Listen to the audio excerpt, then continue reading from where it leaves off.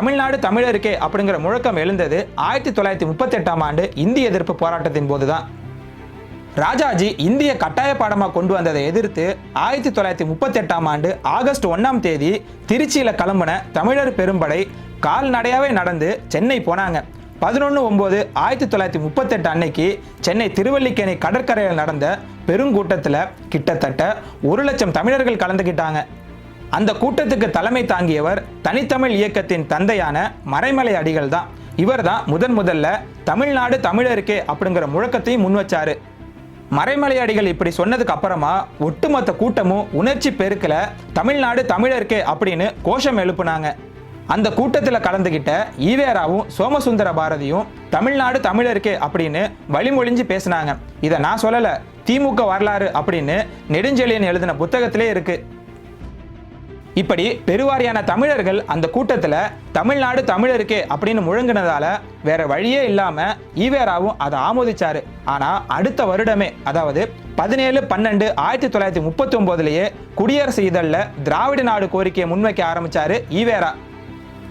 அதன் பிறகு 30/6/1940 அன்னைக்கு காஞ்சிபுரத்தில் நடந்த மாநாட்டில் இந்தியா, இந்திய தேசியம், இந்தியர் எனும் பிணைப்பிலிருந்து திராவிட நாடு, அதாவது தற்காலத்து சென்னை மாகாணம் தனியாக பிரித்து அதற்கு தனி அரசாட்சி ஏற்படுத்தி சற்றேறக்குறைய பர்மா, சிலோன் ஆகிய நாடுகளைப் போல தனி ஸ்டேட்டாக ஆக்கி கொடுக்க வேண்டுமாய் பிரிட்டிஷ் சர்க்காரை இம்மாநாடு கேட்டுக்கொள்கிறது அப்படின்னு பேசினாரு.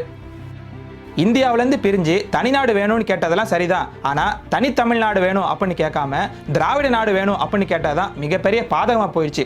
ஏன் அப்படின்னா அன்றைய காலகட்டத்தில் தெலுங்கர்களோ, கன்னடர்களோ, மலையாளிகளோ இந்த திராவிட நாடு கோரிக்கையை ஏற்றுக்கவே கிடையாது.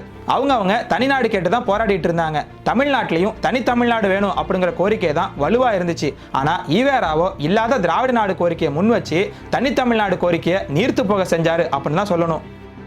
ஆனால் இதுக்கு பெரியாரிஸ்டுகள் என்ன சொல்லுவாங்கன்னா, ஈவேராவை பொறுத்த வரைக்கும் தமிழும் திராவிடமும் ஒன்று தான், அதனால தான் அவர் திராவிட நாடு கேட்டு போராடினாரு.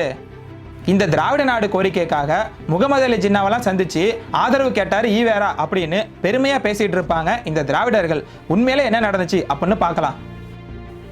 1940களில் முகமது அலி ஜின்னா முஸ்லிம்களுக்கு பாகிஸ்தான் தனிநாடு வேணும் அப்படின்னு கேட்டு கோரிக்கை வச்சாரு. அதே போல ஈவேராவும் திராவிடஸ்தான் வேணும்னு கோரிக்கை வச்சாரு. இதுக்காக முகமது அலி ஜின்னாவை சந்திச்சு பேச ஈவேராவும் அண்ணாதுரையும் மும்பை போனாங்க. 8/1/1940 அன்னைக்கு மாலை 5:30 மணிக்கு அம்பேத்கர், ஜின்னா, ஈவேரா 3 பேரும் சந்திச்சு பேசினாங்க. அப்போ ஈவேரா கூட அண்ணா போகல, ஆனா பி பாலசுப்ரமணியம், KM பாலசுப்ரமணியம் அப்படிங்கிற 2 பேரும் தான் ஈவேரா கூட போனாங்க. இந்த சந்திப்பின் போதுதான்